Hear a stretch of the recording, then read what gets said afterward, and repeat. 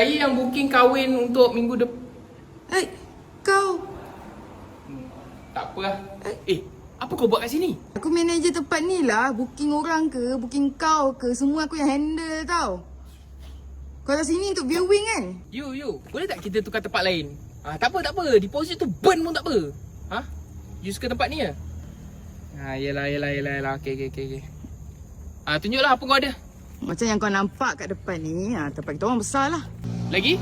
Kita ada space yang besar. Lepas tu kita punya dekor pun macam ala-ala Western, Europe. Aku tak suka lah pelamin ni. Kita orang bukan ada satu, kita ada 4 pelamin kau boleh pilih tau. Kita orang punya parking pun besar. Bukan parking je besar lah. Kita orang pun ada tandas, surau semua ada. Cakap je, aku dengar. Aku nak tambah sikit. Aku nak kau menari dugem bila aku kahwin nanti. Sekarang ni kau betul-betul nak kahwin ke tak? Kalau kau tak nak buat, aku cancel. Kau cancel lah. Kau ingat aku heran ke? By the way, life kau macam mana tu sekarang? Macam ni lah. Manage, jaga dewan semua, jaga klien. Kau live kau macam mana lah sekarang?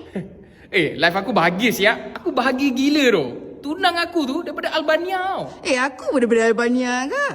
Kau Albana. Tengah nak kahwin dah. Biar padan muka kau. Jap. Kau kahwin dengan siapa lah sebenarnya? Asal lah kau nak tahu? Tak adalah, aku lagi lawa dari dia. Engkau lah apa? Okay lah. Kau nak sangat tengok tunang aku kan? Ni tunjuk. dia. Lawan. Weh, ni adik aku ni. Tak dapat kakak dia. Aku ambil adik kau.